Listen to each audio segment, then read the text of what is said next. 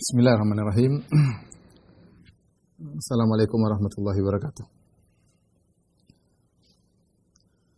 Alhamdulillahi ala ihsani wa syukru lahu ala taufiqihi wa amtinani wa asyhadu an la ilaha illallah wahdahu la syarika lahu ta'ziman li sya'ni wa asyhadu anna Muhammadan abduhu wa rasuluhu da'ila ridwani. Allahumma salli alaihi wa ala alihi wa ashabihi wa ikhwani. Para ikhwan dan akhwat, para jamaah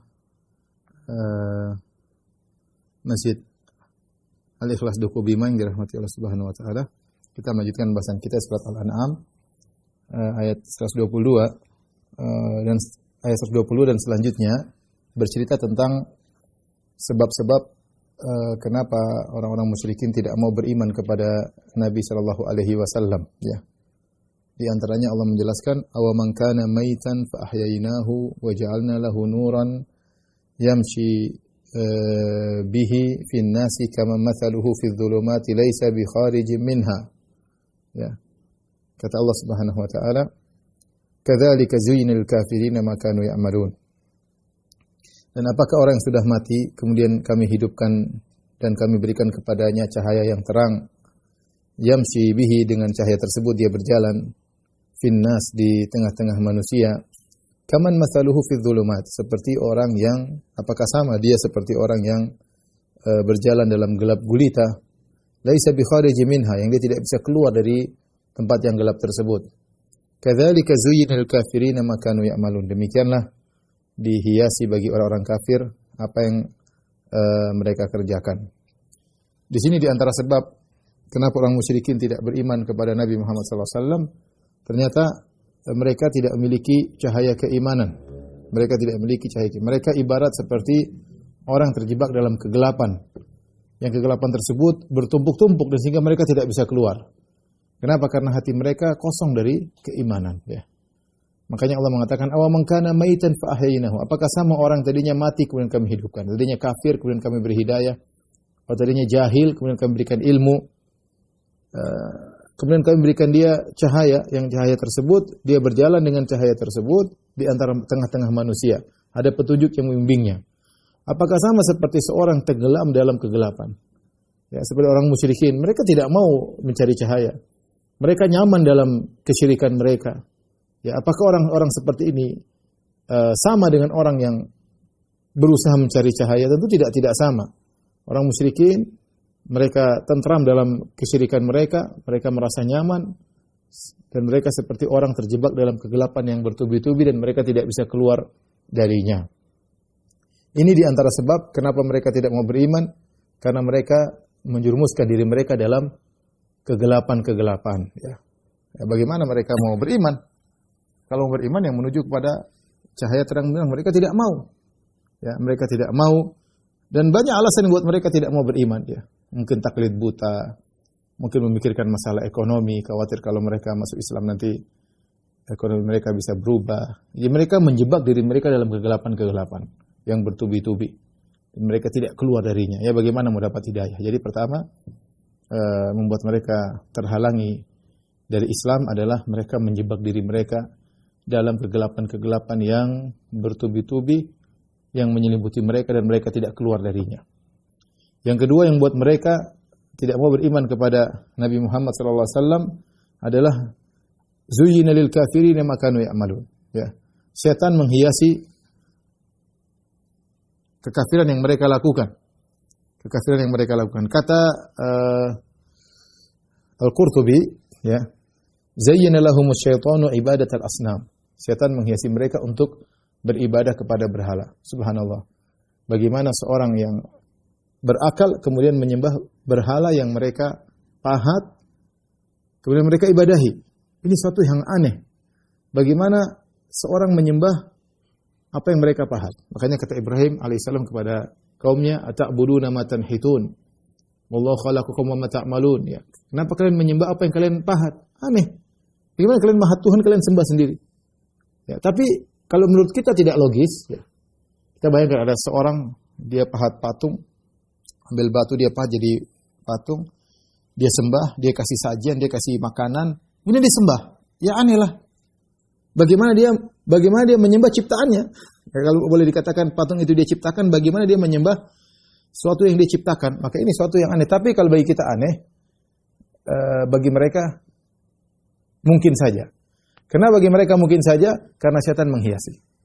Karena setan menghiasi. Tadi zuyyina lil kafirina ma kanu ya'malun. Ya.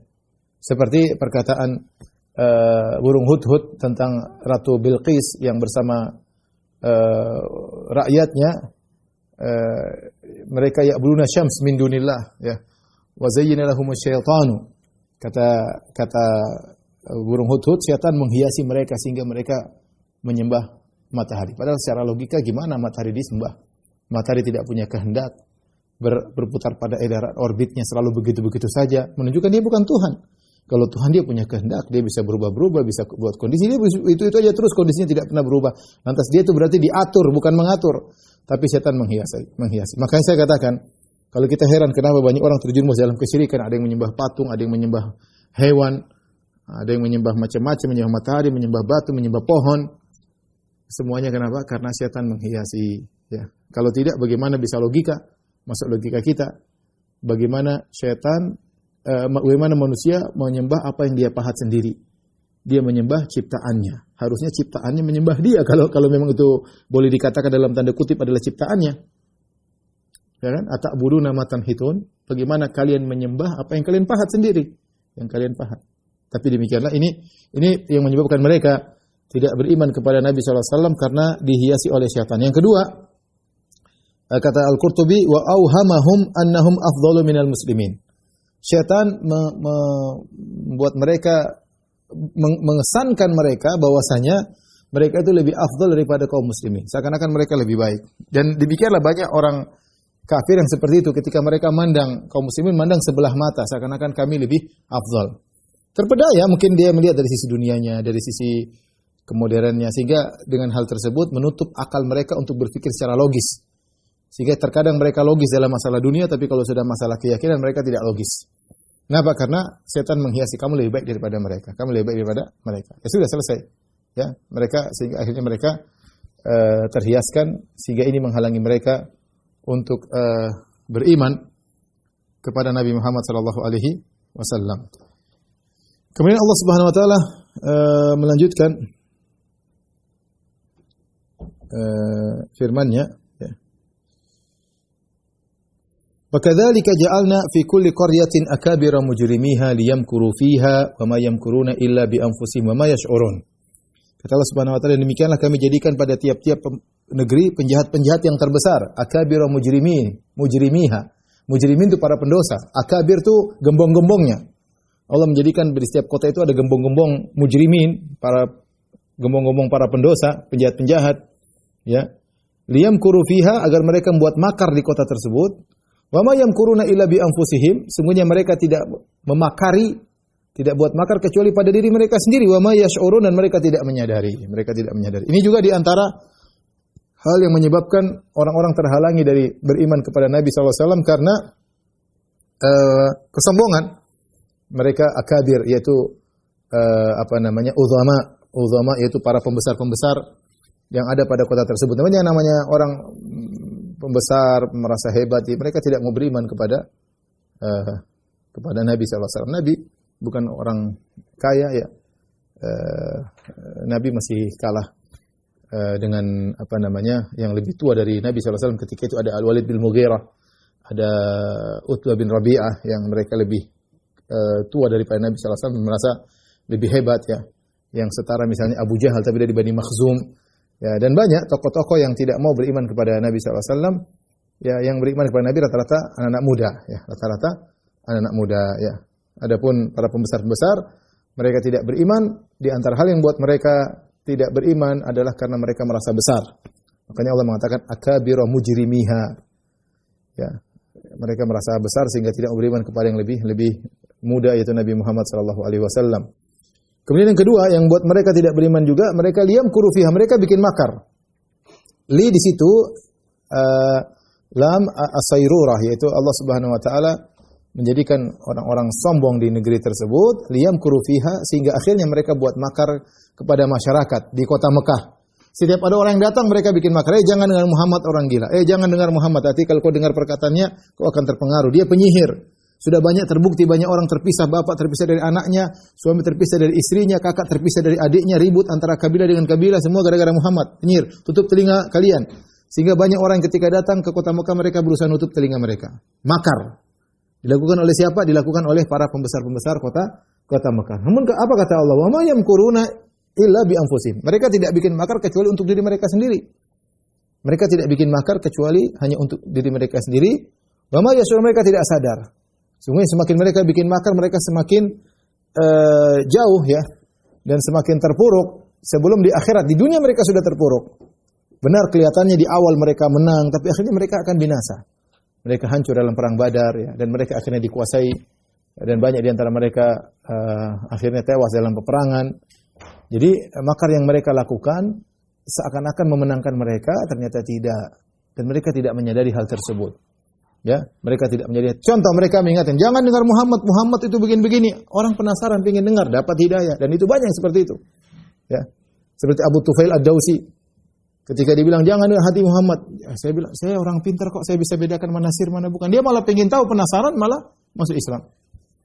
Uzimat Al-Azdi dikatakan hati-hati Muhammad orang gila gini-gini. Saya kan tukang kasih obat, saya pengen ngobati Muhammad. Ketemu mengobati malah masuk Islam. Jadi mereka ingin beri makar, justru memperpuruk mereka, dan akhirnya mereka makar mereka kena mereka di dunia sebelum apalagi kalau di akhirat ya. Kemudian di antara hal yang membuat mereka terhalangi dari iman adalah hasad. Allah sebutkan dalam ayat berikutnya, wa idza ja'atuhum ayatun qalu lan nu'mina hatta nu'ta mithla ma utiya Rasulullah. Allahu a'lamu haitsu yaj'alu risalatah. Sayusibu alladhina ajramu musagharun 'inda Allahi wa 'adzabun syadidun bima kanu yamkurun.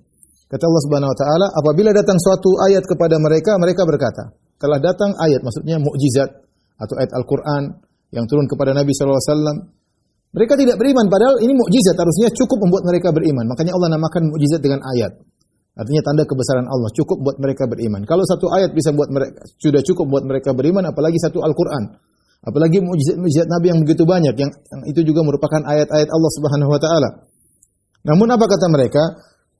Qalu lan nu'mina hatta nu'ta mithla ma utiya Rasulullah. Kami tidak akan beriman sampai kami diberikan yang serupa dengan apa yang diberikan kepada utusan-utusan Allah.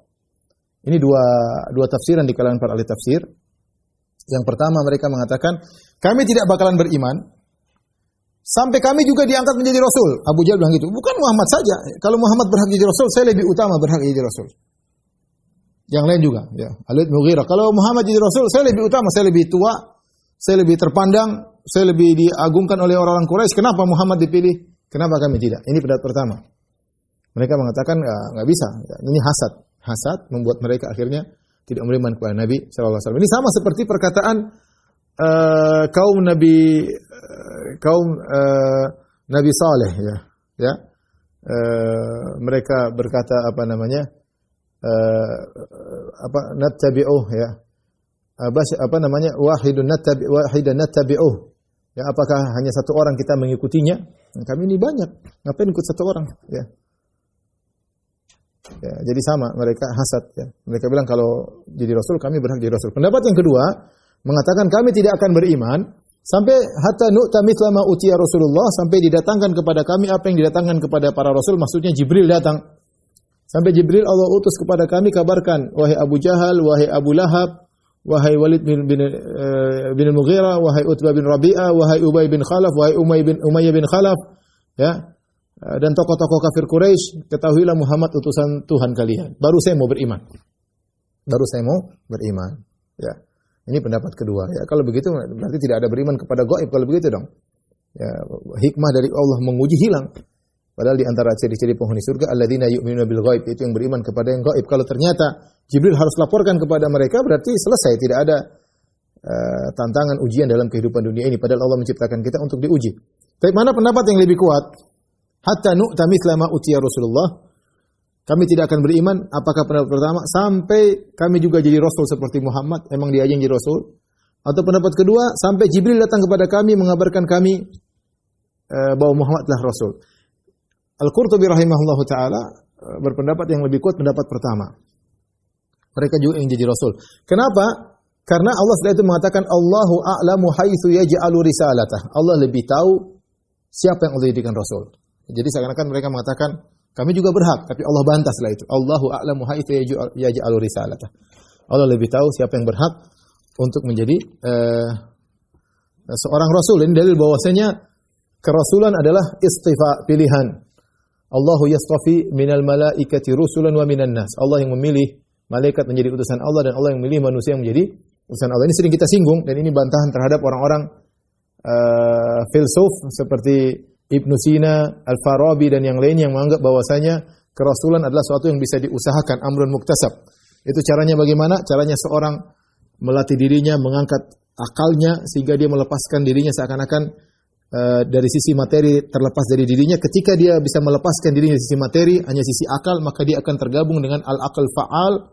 Kemudian masuklah transfer ilmu kepada dirinya sehingga dia pun menjadi seorang rasul. Dan ini hanyalah kengawuran yang diucapkan oleh Ibnu Sina dan Farabi dan yang lainnya. Kalau begitu caranya, semua orang bisa, kerasulan bukan terbatas pada Muhammad sallallahu alaihi wasallam, akan muncul nabi-nabi yang lain kalau begitu caranya. Ya, dan kerasulan bukanlah pilihan Allah, itu tidak benar. Allah yang memilih, ya. Allah memilih dan banyak nabi tidak perlu pakai proses seperti itu. Contoh Nabi Yahya masih kecil sudah jadi nabi. Kata Allah, "Ya Yahya khudhil kitaba biquwwah wa atainahul hukma sabiyya." Wahai Yahya, jalankanlah Taurat dengan kuat, kami berikan dia hukum, yaitu ada yang menafsirkan kenabian ketika dia masih kecil. Tidak perlu pakai pelatihan-pelatihan, kemudian mengeluarkan sisi materi, tinggal sisi akal, kemudian bersambung dengan akal fa'al. Ini semua omong kosong dari Ibnu Sina dan Al-Farabi. Ya.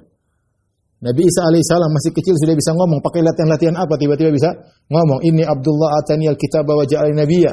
Aku hamba Allah, Allah berikan aku Injil dan aku dijadikan seorang nabi. Ini hanya filsafat-filsafat yang menjadikan mereka dibantah oleh para ulama, bahkan dikafirkan karena menganggap bahwasanya kenabian adalah amrun muktasab, hanyalah perkara yang diusahakan dan tidak ada hakikat Jibril. Menurut mereka Jibril itu enggak ada. Al-Farabi dalam kitabnya jelas-jelas mengatakan yang disebut al-aql fa'al itulah Jibril. Jadi bukan malaikat yang bersayap, dan itu mereka ingkari. Bahasanya panjang, sudah saya bahas dalam haramnya ilmu filsafat.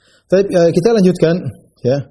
Jadi di antara yang buat mereka tidak beriman kepada Nabi Muhammad SAW adalah karena hasad. Kata mereka, emang cuma dia saja yang boleh jadi nabi, kita juga boleh jadi nabi, ya. Kita boleh jadi nabi. Allah bantah, Allahu a'lamu haitsu yaj'alu risalata. Allah lebih tahu siapa yang pantas jadi nabi. Kenapa harus Quraisy, kenapa Arab, kenapa Muhammad sallallahu alaihi wasallam, itu terserah Allah. Ya, hak Allah, Allah yang lebih tahu, ya. Kemudian kata Allah Subhanahu wa taala, "Sayusibul ladzina ajramu sagharun indallah."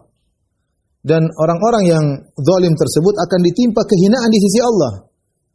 Ajramu sagharun indallah maksudnya kehinaan tersebut sudah ditetapkan oleh Allah. Sabitun indallah, sudah ditetapkan di sisi Allah, akan menimpa mereka.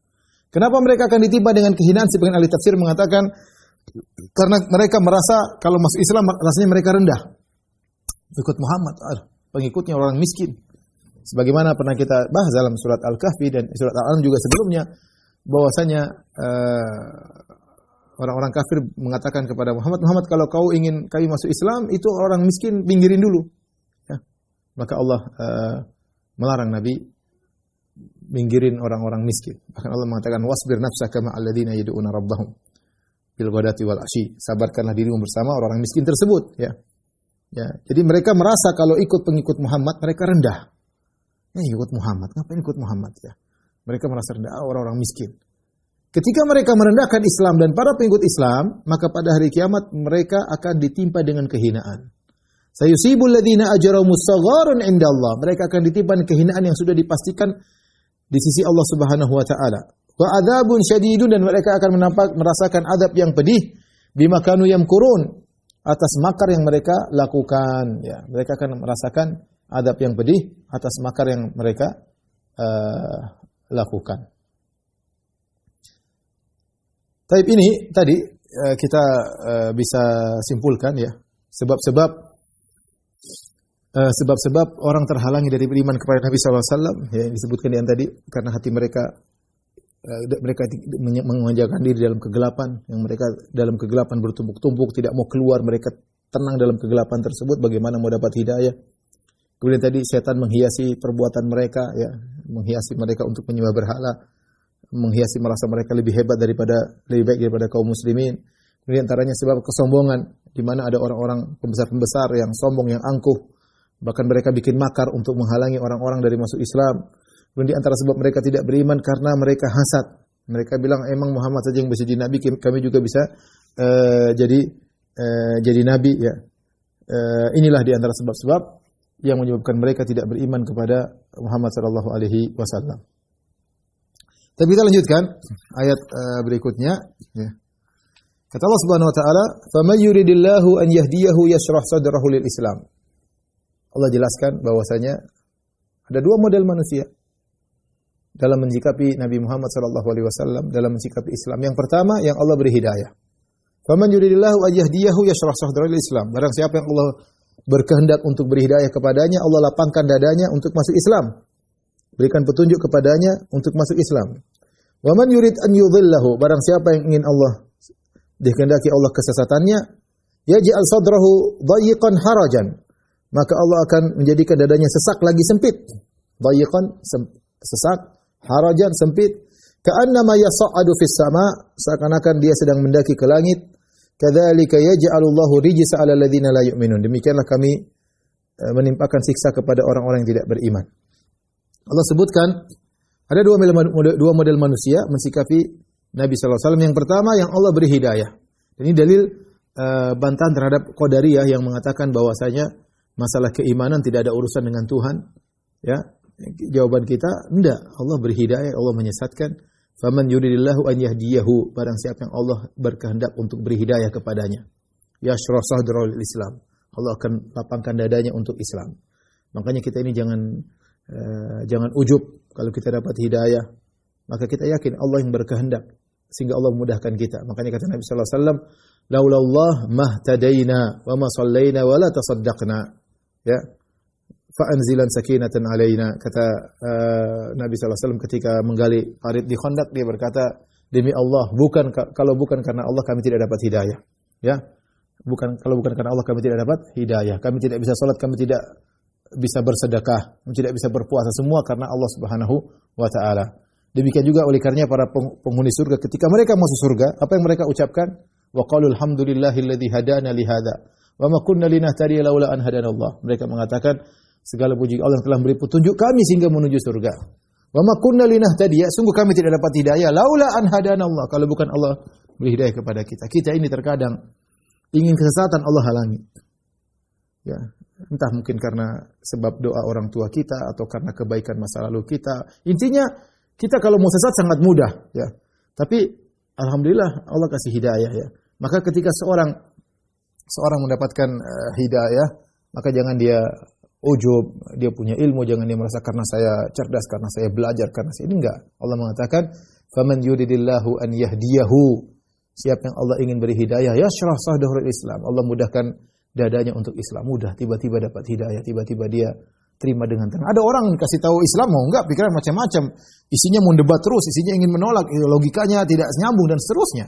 Wa man yurid an yudhillahu, siapa yang Allah ingin sesatkan, yaj'al sadrahu dayiqan, Allah jadikan dadanya sesak. Gimana dia mau terima Islam? Syubhat semua terkumpul dalam dadanya. Syahwat, syubhat. Sehingga datang Islam mental melulu. Hatinya sempit, tidak bisa menerima Islam. Ka'annama yas'adu fis sama, seakan-akan dia naik di atas puncak, susah bernapas. Dia ingin menghirup Islam, tidak bisa. Dadanya enggak kuat. Kenapa? Sudah terpenuhi dengan syahwat dan syubhat. Ya. Syahwat dan syubhat. Sehingga tidak mau menerima Islam. Orang yang Allah ingin beri kasih hidayah, maka dia akan menghirup Islam dengan mudah. Yashrah sadrahu. Ya. Kadzalika yaj'alullahu rijsa 'alal ladzina la yu'minun. Demikian Allah menjadikan rijis bagi orang-orang yang tidak beriman. Rijis asalnya suatu yang natin, yaitu suatu yang bau busuk, ya. Maksudnya Allah berikan azab kepada orang-orang yang tidak beriman. Di sini Allah sebutkan dua model manusia mensikapi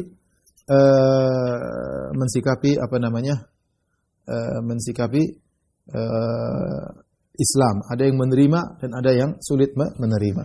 Sulit menerima. Ya. Ada yang menerima dan ada yang sulit menerima. Ya. Orang-orang Yahudi sulit menerima Islam, ya, karena mereka dalam hati mereka sudah ada syubhat bahwasanya kami Yahudi adalah umat yang paling top, enggak boleh kalah dari orang Arab, Muhammad Arab, ya kami enggak mau, ya. Susah. Jadi kalau terima Islam kayaknya sesak dada mereka, enggak bisa. Mereka enggak bisa terima. Ya, kecuali tadi yang Allah kehendaki dapat hidayah. Setelah itu Allah berfirman, "Hadza siratu rabbika mustaqiman." Ini adalah jalan Tuhanmu, siratu rabbika mustaqiman. Jalan Tuhanmu yang lurus. Qad fassalnal ayati liqaumi yadhakkarun. Dan demikianlah kami telah memperinci ayat-ayat kami kepada orang-orang yang mengambil pelajaran, ya. Ini jalan kami yang lurus, ya. Jelas. Jalan Allah satu lurus. Di sini Allah menggunakan isim mufrad, ya, singular. Wa hadza siratu rabbika, jalan Rabbmu, ya. Berbeda kalau jalan-jalan kesesatan Allah menggunakan plural, yaitu jamak, ya. Isimnya, kata bendanya jamak, ya. Wa anna hadza sirati mustaqim fattabi'uhu wa la tattabi'us subula, jangan kalian mengikuti jalan-jalan. Ya, adapun jalan Allah maka ihdinas siratal mustaqim mufrad. Wa hadza siratu rabbika mustaqima mufrad juga, ya.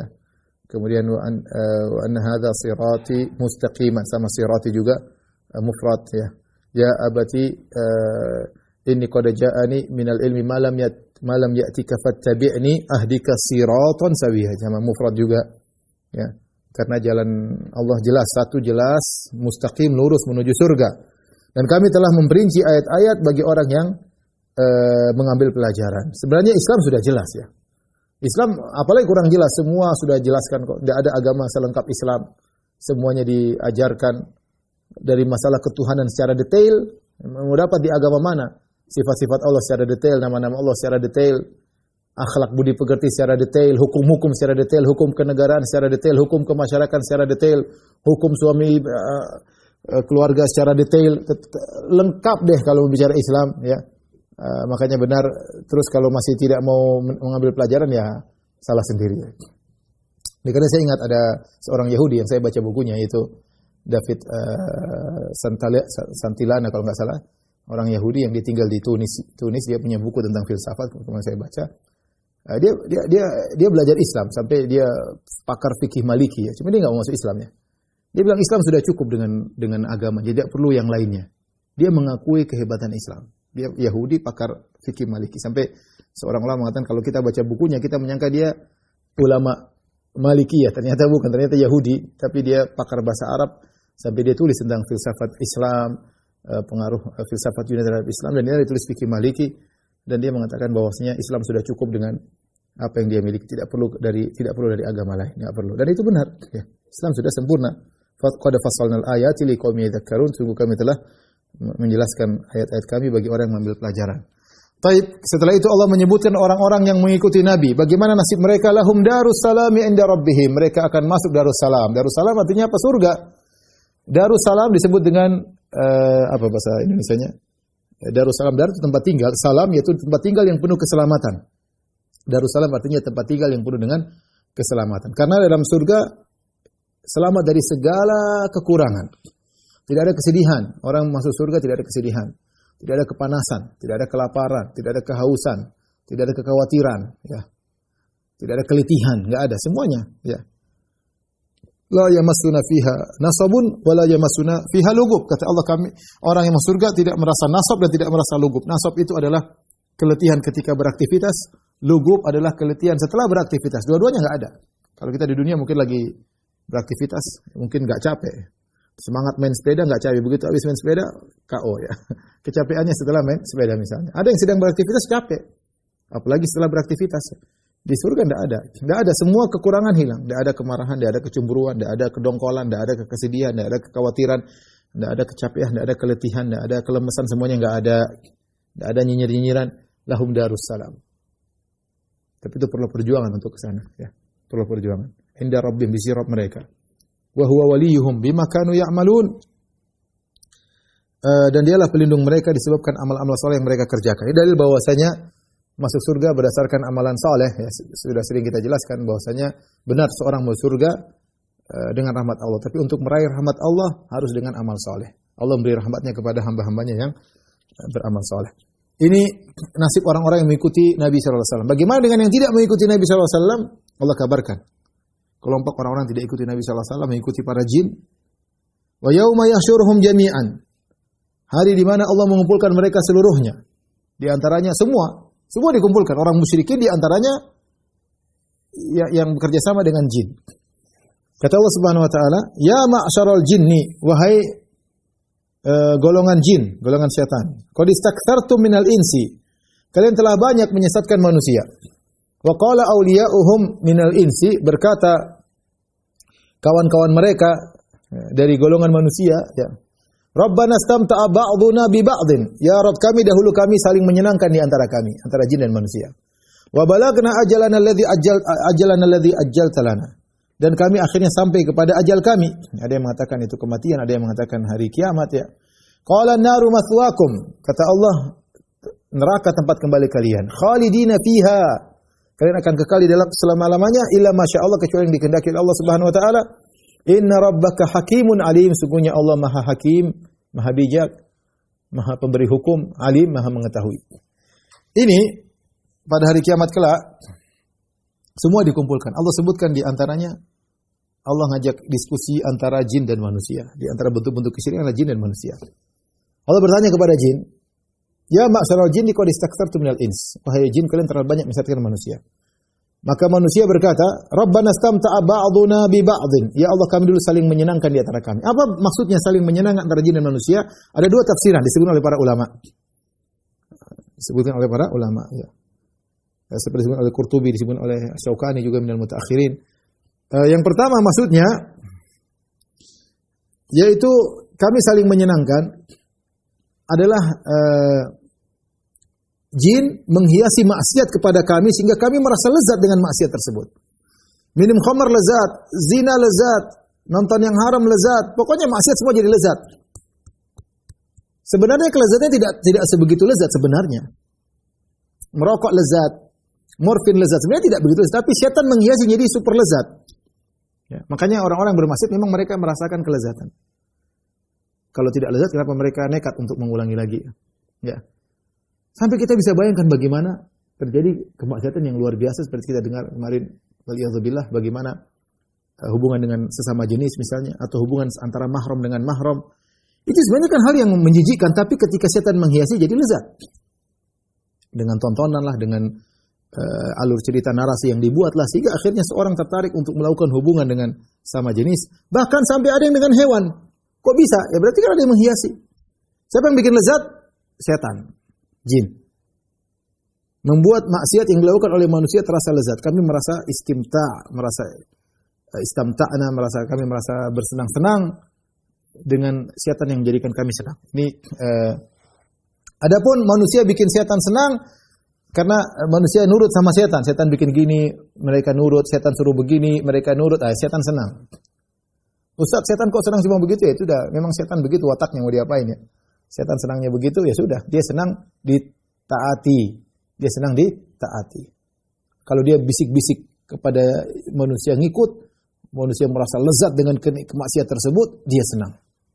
Ini tafsiran pertama. Tafsiran kedua, bahwasanya manusia dan jin saling senang menyenangkan, bahwasanya sebagaimana dalam hadis atau dalam buku tafsir disebutkan dalam ayat yang lain, wa annahu kana rijalun minal insi ya'uduna bi rijalin minal jinni fazaduhum rahaqa. Dahulu ada sekelompok laki dari jin minta perlindungan kepada sekelompok laki dari jin, sekelompok laki dari manusia minta perlindungan kepada sekelompok laki dari jin, fazaduhum rahaqa, maka semakin menambah kesombongan para jin.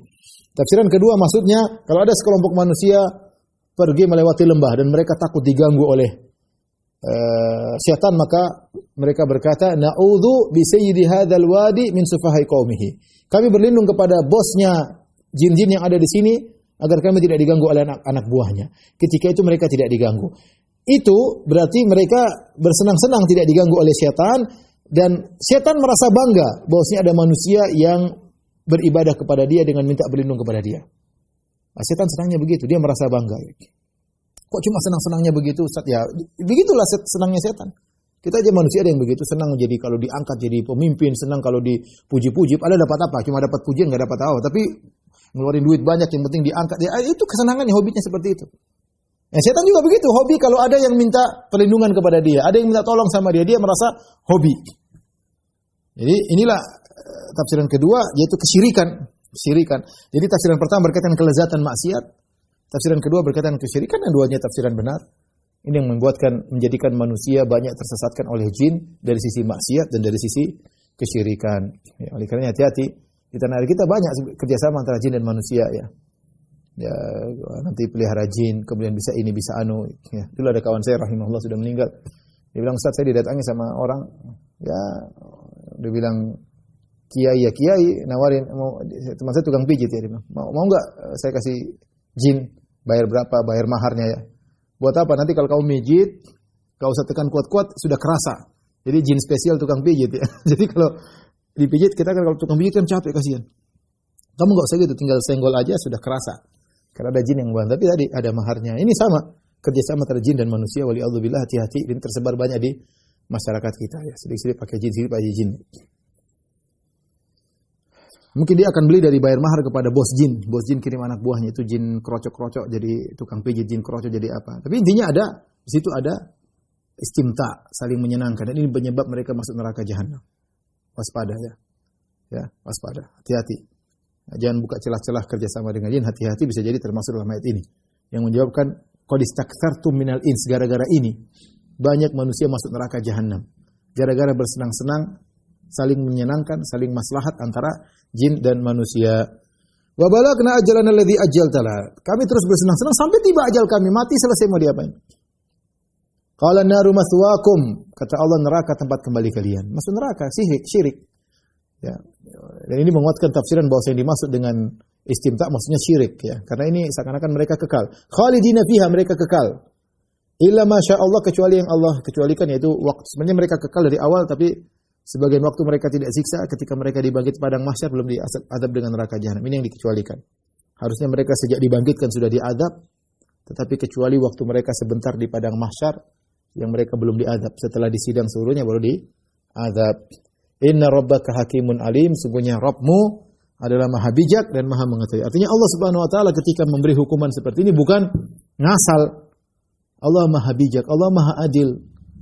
Allah maha alim, Allah maha mengetahui apa yang dilakukan oleh jin dan manusia.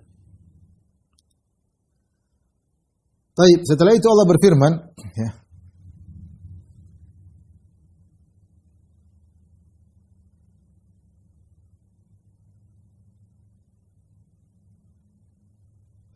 Dalam ayat berikutnya, wa kadzalika nuwalli ba'dadh-dhalimina ba'dhan bima kanu yaksibun. Dan demikianlah kami jadikan sebagian orang-orang zalim itu menjadi teman bagi sebagian yang lain disebabkan apa yang mereka usahakan. Ini ayat ini pada asalnya berkaitan dengan jin dan manusia. Allah mengatakan kami menjadikan sebagian orang zalim menjadi teman sebagian orang zalim yang lainnya. Zalim menjadi teman sebagai zalim yang lain. Bima kanu yaksibun, akibat mereka apa yang mereka kerjakan. Artinya apa, ikhwan? Para jamaah Masjid Al-Ikhlas Duku Bima yang dirahmati Allah Subhanahu wa taala.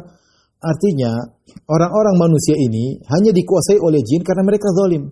Ketika mereka zalim, gaulnya juga sama jin-jin yang zalim. Sehingga mereka saling konco dan mereka akhirnya saling memudaratkan di antara mereka.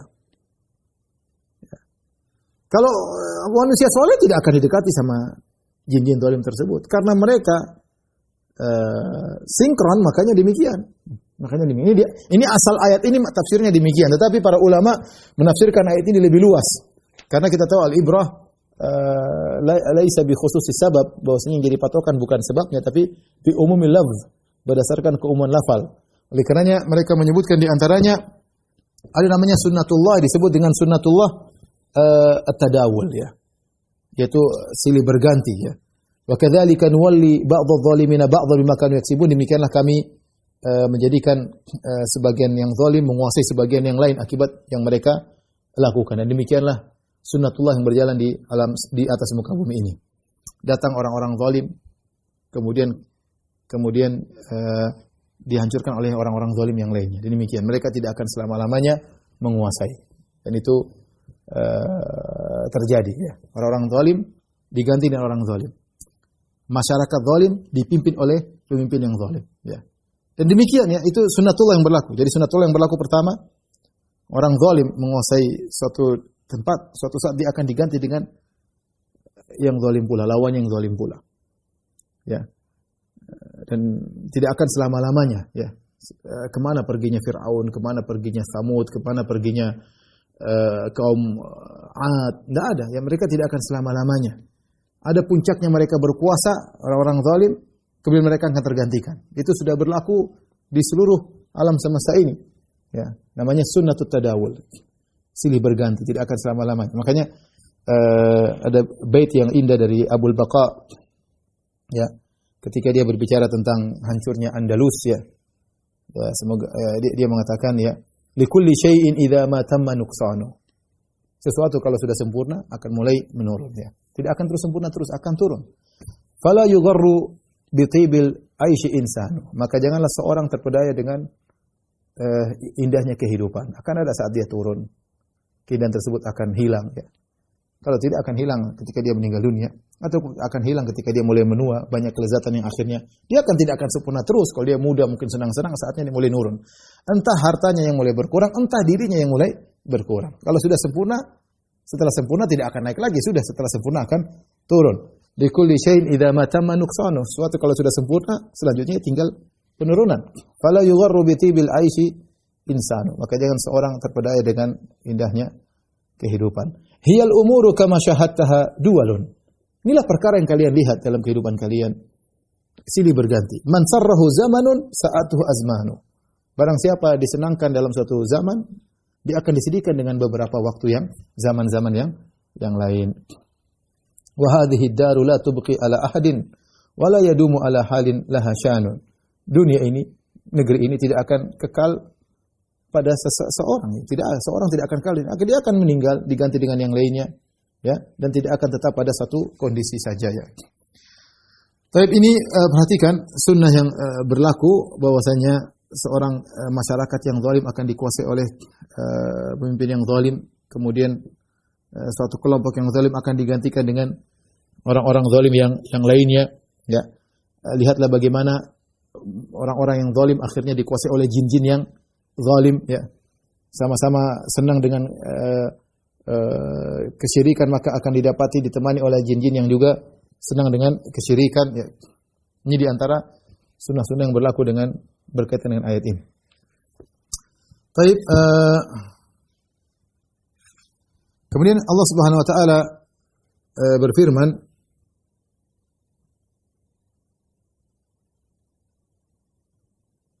ya ma'syaral jinni wal insi, wahai jin dan manusia, alam ya'tikum rusulun minkum yaqussuna alaikum ayati wa yunzirunakum liqa'a yaumikum hadza. Wahai golongan jin dan manusia, apakah belum datang kepada kalian rasul-rasul dari golongan kalian sendiri yang menyampaikan kepada kalian tentang ayat-ayatku dan memberi peringatan kepada kalian tentang hari pertemuan kalian denganku ini pada hari ini? Qalu syahidna ala anfusina. Kami menjadi saksi atas diri kami sendiri. Benar bahwasanya Rasul tersebut telah datang. Wa gharrathumul hayatud dunya, namun mereka telah terpedaya dengan kehidupan dunia. Wa syahidu ala anfusihim annahum kanu kafirin, dan mereka menjadi saksi atas diri mereka bahwasanya mereka adalah orang-orang yang kafir. Jadi Allah berbicara kepada mereka, Allah tegakkan hujah pada hari kiamat. Kala wahai jin dan manusia, bukankah para rasul telah datang kepada kalian? Karena Allah tidak akan memberi azab kecuali setelah ditegakkan hujah. Ya, telah datang Rasul kepada kalian, membacakan kepada kalian ayat-ayat kami dan memberi peringatan kepada kalian tentang hari pertemuan ini. Setiap Rasul memperingatkan tentang hari kiamat, hari kebangkitan. Setiap Rasul menyampaikan demikian. Apakah ada Rasul dari kalangan para jin? Jawabannya tidak. Maksudnya para Rasul sini maksudnya para dai-dai yang ada di kalangan jin. Wa idh sarafna ilaika nafaran minal jinni yastami'una al-Qur'an falamma hadaruhu qalu ansitu falamma qudiya walau ila qaumihim mundzirin. Dalam surat Al-Ahqaf kata Allah Subhanahu wa taala, ada jin-jin yang hadir mendengarkan bacaan engkau hai Muhammad. Tatkala selesai dibaca, mereka segera pulang mundzirin, mereka ketemu dengan jin-jin yang lain. Jadi ada jin-jin juga para dai. Adapun Rasulullah SAW diutus untuk jin dan manusia, ya. Rasulullah SAW diutus untuk jin dan manusia. Tidak ada Rasul dari kalangan jin, enggak ada. Tetapi para dai dari kalangan jin ada. Para pemberi peringatan, ya. Wallau ila qaumihim mundzirin, kata Allah, mereka segera balik kepada kaum mereka, kaum jin, mundzirin, mereka memberi peringatan, ya. Dan sudah tegak hujah kepada mereka. Ketika ditanya, bukankah telah datang memberi peringatan kepada kalian? Kata mereka, syahidna ala anfusina, kami menjadi saksi, benar telah datang beri peringatan kepada kami. Kenapa kalian tidak mengikuti? Kata Allah, wa gharratuhumul hayatud dunya. Mereka terpedaya dengan kehidupan dunia. Mereka menyangka mereka hidup selamanya. Mungkin mereka berpikir nanti tobat belakangan. Ya. Mereka menyangka kehidupan akan terus seperti tiba-tiba kematian menjemput mereka. Wa syahidu ala anfusihim annahum kanu kafirin, dan mereka bersaksi bahwasanya mereka sendiri adalah orang-orang kafir.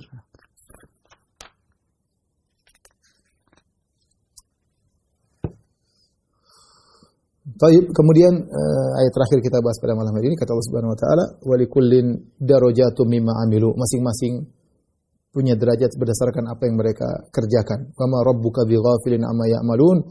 Sungguhnya Rabbmu tidak lalai dari atas apa yang mereka kerjakan. Dan ini di antara bentuk Allah Maha Adil. Bahwasanya tidak semua orang tidak disamakan oleh Allah. Allah Maha Adil. Jin dan manusia, ayat ini berkaitan jin dan manusia. Wa likullin, yaitu masing-masing jin dan manusia punya derajat. Baik penghuni surga maupun penghuni neraka. Masing-masing punya derajat, ya. Bahkan derajat di surga dan di neraka lebih tinggi perbedaannya daripada derajat di dunia. Makanya Allah mengatakan dalam surat Al-Isra, kata Allah, "Kullan numiddu haula'i wa haula'i min ata'i rabbik, wa ma kana ata'u rabbika mahdzura, unzur kaifa faddalna ba'dahum 'ala ba'd, walal akhiratu akbaru darajatin wa akbaru tafdhila." Kata Allah, setiap masing-masing kami berikan harta. Orang muslim kami berikan harta, orang kafir kami berikan harta. Lihat bagaimana kami selisihkan antara satu dengan yang lain bertingkat-tingkat. Tentang di dunia, kekayaan bisa kita tingkat-tingkatkan, ya. Kemudian kata Allah, walal akhiratu akbaru darajatin. Adapun di akhirat lebih tinggi lagi derajatnya. Kalau kita bilang di dunia, kita mau klasifikasi pemilik harta mungkin 100 tingkatan, dari super kaya, super nomor 100, super nomor terus sampai kaya, sampai setengah kaya, sampai miskin, super miskin, sampai 100, terlalu 100. Di akhirat lebih lagi derajatnya. Makanya sebagian ulama berpendapat bahwasanya penghuni surga sampai 6.000 sekian derajat berdasarkan jumlah ayat dalam Al-Qur'an. Allah Maha Adil. Demikian juga penghuni neraka darakat berdasarkan amalan. Allah detail. Allah Maha Adil. Ya. Allah Maha Adil. Makanya Allah mengatakan walikullin darajatun mimma amilu. Masing-masing punya derajat berdasarkan amalan mereka. Allah tidak sama antara orang yang sedekah sedikit dengan sedekah yang banyak. Tidak sama antara orang yang baca Quran sedikit baca Quran yang banyak. Tidak sama orang yang berbakti sama orang tua masih perhitungan dengan orang yang tidak perhitungan ketika berbakti kepada orang tua. Tidak sama antara orang yang tanggung-tanggung dalam membantu dakwah dengan orang yang serius membantu dakwah. Tidak sama orang yang setengah-setengah dalam menjalankan Islam dengan orang yang fanatik dalam menjalankan Islam. Tidak sama. Allah tidak mungkin samakan. Walikullin darajatum mimma amilu. Masing-masing derajat sesuai dengan amalan. Penghuni surga bertingkat-tingkat, penghuni neraka juga bertingkat-tingkat. Kemudian Allah tutup ayatnya berkata, "Wa ma rabbuka bighafilin amma ya'malun." Allah tidak lalai dari apa yang mereka kerjakan. Antum senyum, Allah tahu. Makanya Allah mengatakan, "La tahqiranna," kata Nabi sallallahu alaihi wasallam, "La tahqiranna minal ma'rufi syai'an walau an talqa akhaka biwajhin thaliq." Jangan kau meremehkan kebaikan sedikit pun meskipun hanya tersenyum ketika bertemu dengan saudaramu. Kata Nabi sallallahu alaihi wasallam, "Ittaqin nar walau bisyaqqit tamrah." Jagalah dirimu dari neraka meskipun hanya sepenggal korma kau sedekahkan. Ya, wallahu alam bisawab. Demikian saja kajian kita pada para jamaah Al-Ikhlas Duku Bima yang dirahmati Allah Subhanahu wa taala. Insyaallah kita lanjutkan pada kesempatan berikutnya. Wabillahi taufiq wal hidayah. Assalamualaikum warahmatullahi wabarakatuh.